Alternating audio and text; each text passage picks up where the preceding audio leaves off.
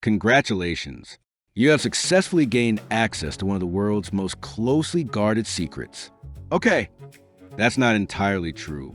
But if you've ever looked around your office and wondered, how did that person get promoted before me? Then this might feel like classified information. Before we begin, let's clear something up. This isn't about office politics. It isn't about becoming your boss's favorite. It isn't about pretending to be busy. And it definitely isn't about replying to emails at 2 in the morning just so people think you're hardworking. That's exhausting. This mission is much simpler. We're going to build enough evidence, enough trust, and enough value. That promoting you becomes the obvious decision. Think of this as your secret field manual. By the end, you'll have 10 practical missions, not motivational quotes, not vague advice. Actual things you can do starting tomorrow morning. Agent, your mission begins now.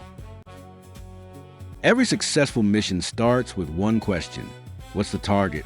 Imagine someone hands you a bow and arrow, then says, shoot. Naturally, you'd ask, shoot what? Yet that's exactly how many people approach their careers. They say, I want to get promoted. Great. Promoted to what? Supervisor? Team leader? Manager? Department head? If you don't know where you're going, every direction looks correct. So here's today's mission. Contact your HR department or check your company's internal job postings. Ask for the official job description of the next position you want. Then find someone already doing that job. Don't interview them like you're conducting a police investigation. Just observe. What do they actually spend their day doing? What decisions do they make? What skills do they use? Here's the secret. Promotions don't happen because you hope. They happen because you prepare for a very specific role. Mission 1 complete.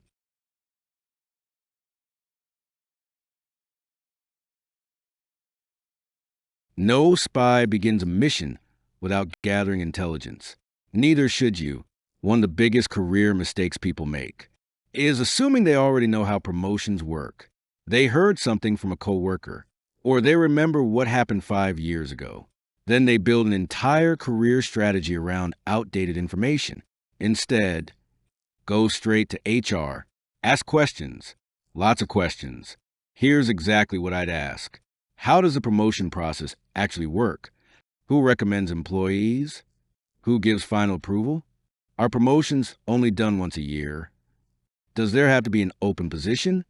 Are there required trainings or certifications? You're not being difficult.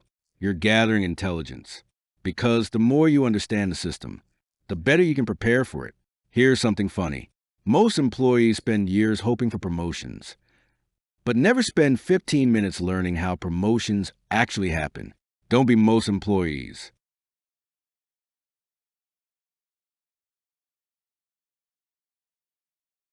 Here's something that surprised me when I first became a manager.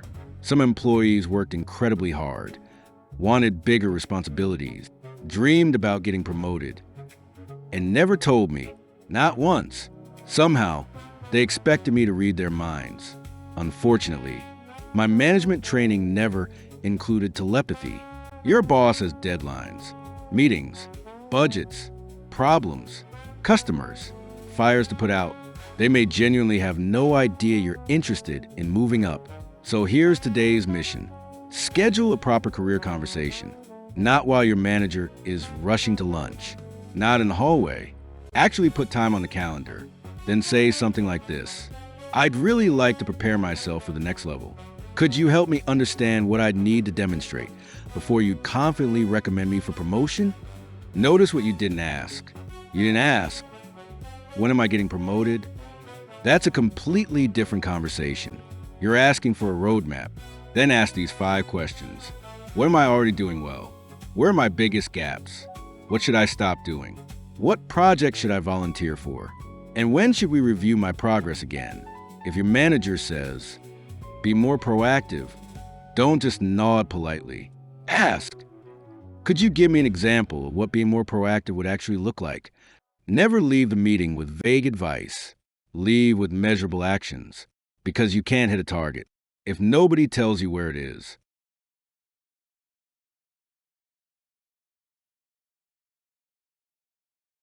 Every detective asks one question: what's missing? That's exactly what you're about to do. Take the job description you collected during Mission 1, then compare it with your own experience. Not emotionally. Honestly, maybe the job requires leading projects. Have you actually led one? Maybe it requires presenting to senior management. Have you done that? Maybe it requires coaching people. Have you ever trained someone? Don't panic if the answer is no. That's why we're doing this exercise. You're creating a map. Every empty box simply tells you what evidence you need to collect next. Here's a mistake many people make. They focus on becoming better employees. Instead, focus on becoming the kind of person who can already do much of the next job. That's a completely different goal.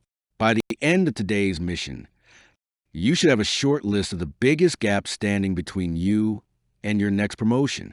Congratulations. You're no longer guessing. You're investigating.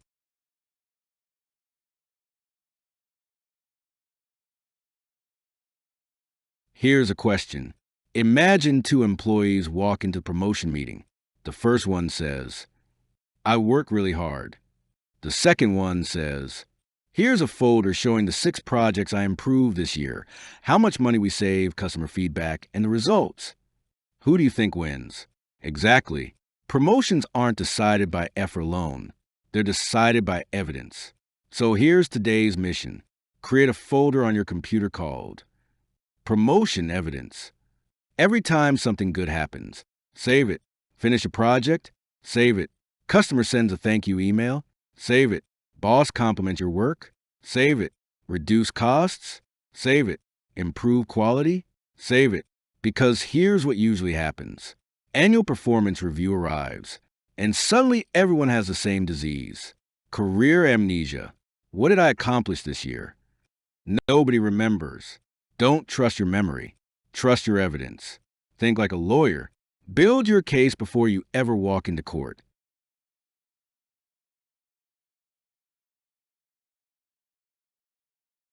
Here's something interesting. Managers don't get excited when employees tell them there's a problem. Usually, they already know. What gets their attention is someone who says, I think I found a way to fix it. That's leadership. You don't need permission to notice problems. You don't need a fancy title to suggest improvements. Start by asking your manager one simple question. If I could solve just one problem for our team, which one would make the biggest difference? Then, don't try to solve 10 problems. Solve one. Maybe customers wait too long. Maybe reports take forever. Maybe everyone wastes time looking for information. Pick one. Measure what it's like today. Make one improvement. Measure it again. Congratulations. You just created something promotion panels absolutely love. Evidence that you improved the business. Not because someone told you to, because you saw an opportunity.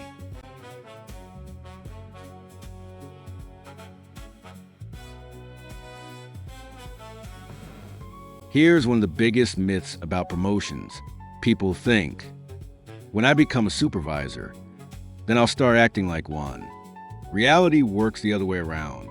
You start acting like a supervisor, and that's often why you become one.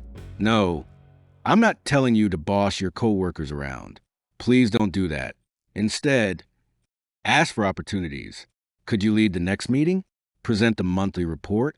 Train the new employee? Coordinate a small project? Cover for your supervisor while they're on leave? These are safe ways to practice the next job before anyone officially gives it to you. Managers love reducing risk. If they've already seen you successfully handle higher level responsibilities, promoting you feels much safer. Don't wait for permission to grow. Ask for permission to practice.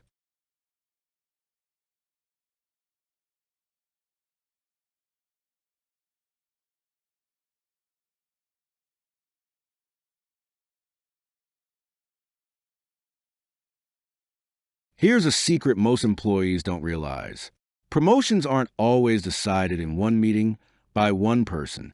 Your manager may recommend you, but other people are often asked, what's it like working with this person? Imagine hearing, fantastic employee, always delivers, easy to work with, solved a big problem for our department. That's powerful. Now imagine hearing, honestly, I don't really know them. Big difference. Here's today's mission. Pick 3 people outside your immediate team, not because you want something from them, because you genuinely want to help. Volunteer for a cross-functional project. Share useful information. Offer assistance when appropriate. Build a reputation for making other people's jobs easier. One warning. Don't suddenly become everyone's best friend the week before promotion discussions. People can smell fake networking from a mile away. Build relationships long before you need them. Trust grows slowly, but it pays dividend for years.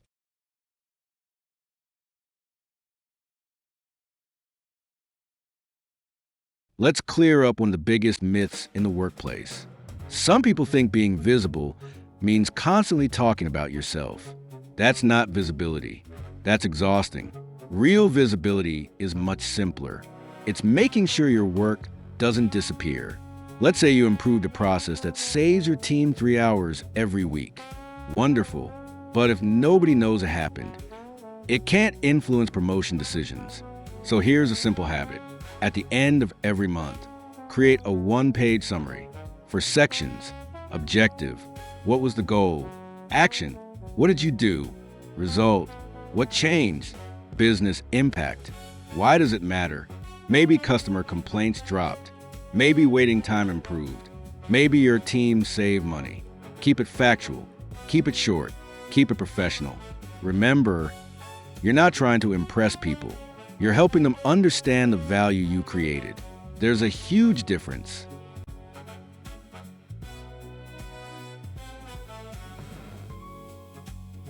Here's the final mission, and surprisingly, it's the one many people never complete.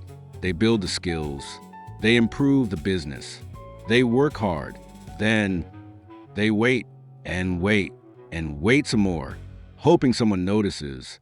Don't do that. Once you've completed the previous missions, schedule the conversation, bring your evidence, show the projects you completed, the improvements you delivered, the responsibilities you've already taken on. Then say something like this. A few months ago, we discussed what I'd need to demonstrate before being considered for promotion.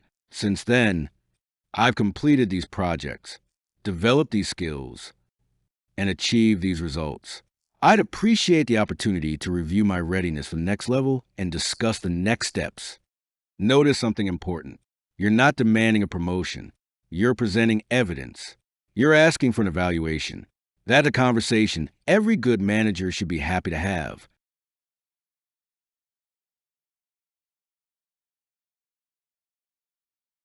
Congratulations, agent. Mission accomplished. You've just completed a promotion strategy that most people never follow. Not because it's difficult, but because it requires something many people avoid: intentional action. Here's the biggest lesson from this entire mission. Promotions rarely happen because someone worked longer hours. They happen because someone consistently reduced risk, solved problems, earned trust, produced measurable results, and made it easy for decision makers to say, yes. One last reminder. Following these 10 missions doesn't guarantee a promotion tomorrow. Sometimes there isn't an opening. Sometimes budgets are frozen. Sometimes organizations change. But here's what I can tell you. If you consistently complete these missions, you'll become more valuable, more capable, more confident. And whether your next promotion happens in your current company or your next one, you'll be ready. So go complete your first mission. Your future self is waiting. And as for world domination, let's start with Monday morning. That's challenging enough. If you found this video helpful, I'd appreciate it if you could give a like, leave a comment, and subscribe to the channel. It really helps us continue creating practical, straightforward learning content. And if you're looking for more free templates, articles, tools, and training resources, visit the TIV Learning Library. We've built it to help professionals, leaders, trainers, and organizations keep learning and improving. Thanks for watching, and I'll see you in the next video.